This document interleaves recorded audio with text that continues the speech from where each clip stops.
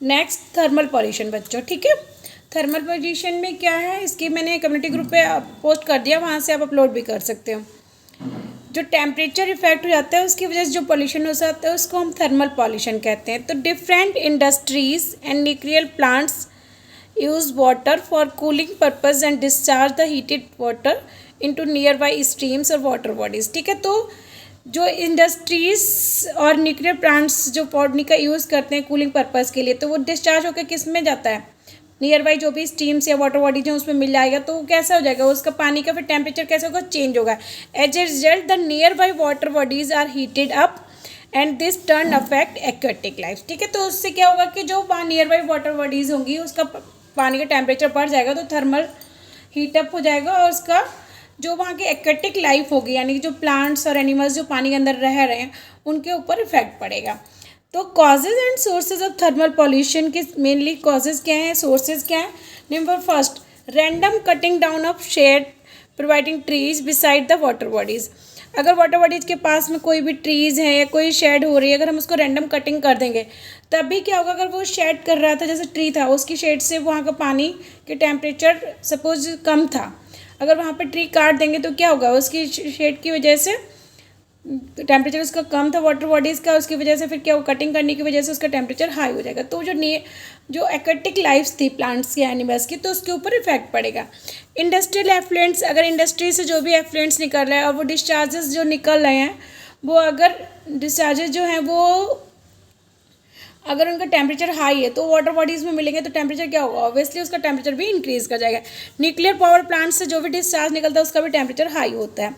Deforestation, अगर हम deforestation करते हैं तो डिफॉरेस्टेशन हर एक पोल्यूशन में आप लिख सकते हो, क्योंकि डिफॉरेस्टेशन का अल्टीमेट इफेक्ट क्या होगा, टेम्परेचर बढ़ता है, टेम्परेचर बढ़ने की वजह से कार्बन डाइऑक्साइड गैस इनक्रीज होती है, तो ग्लोबल वार्मिंग डिफॉरेस्टेशन का भी कॉज है। तो थर्मल पॉल्यूशन भी उसकी वजह से होता है।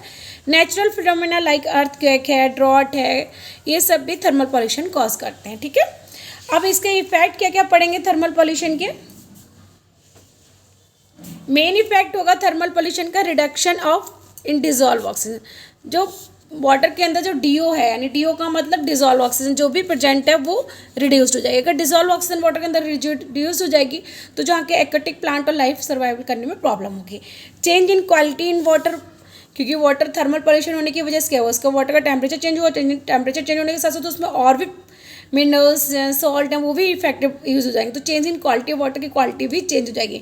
Increase in metabolic activities, temperature high होने से अगर हम केमिकली देखेंगे कोई भी टेम्परेचर इंक्रीज़ करता है तो मेटाबॉलिक एक्टिविटी क्या होती है, इंक्रीज़ कर जाती हैं, ठीक है। क्योंकि वाटर अगर हीटअप होगा तो उसमें डिजोल्यूशन पावर इंक्रीज़ होगी, सॉल्बिलिटी इंक्रीज़ कर जाएगी, तो मेटाबॉलिक एक्टिविटी भी इंक्रीज़ कर जाती है।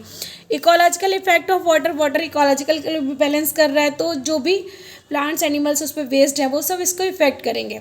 डिक्रीज्ड बायोडाइवर्सिटी, धीरे धीरे बायोडाइवर्सिटी भी डिक्रीज हो जाएगी कि जो एनिमल्स और उनकी लाइफ स्पेन कम हो जाएगी। Increase mortality rate, aquatic plants और एनिमल्स है वो धीरे धीरे मोर्टेलिटी रेट उनका बढ़ जाएगा। इसको हम कंट्रोल कैसे कर सकते हैं, what is the control measures of thermal pollution.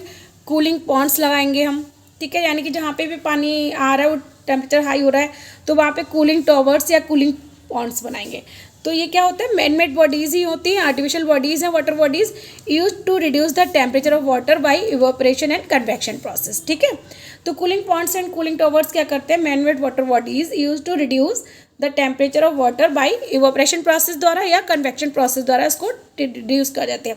Second process है कूलिंग पॉन्ड्स के अलावा हम क्या कर सकते हैं, कोजनरेशन कर सकते हैं। It is a process of recycling waste heat for domestic industrial heating process, ठीक है। तो उसको कोजनरेशन में दोबारा से उसको रिसाइकिल कर देना। स्टॉर्म वाटर मैनेजमेंट फैसिलिटी, जो स्टॉर्म वाटर होता है वो भी हाई फ्रिक्वेंसी का होता है, हाई टेम्परेचर का होता है, उसको भी मैनेज करने की फैसिलिटी होनी चाहिए। अफॉरेस्टेशन, जितना हो सकता है प्लांटिंग लगाएंगे तो ग्लोबल वार्मिंग नहीं होगी, टेम्परेचर राइज अप नहीं होगा। थैंक यू बच्चों, good luck, take care.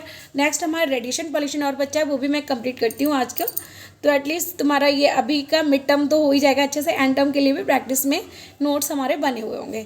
Good luck बच्चों, अगर नोट्स तुम लोगों को लेने हैं तो कम्युनिटी ग्रुप में जाके कम्युनिटी से वहाँ पे डाउनलोड कर सकते हो या स्क्रीनशॉट लेना, ठीक है। Good luck, best wishes for your exam.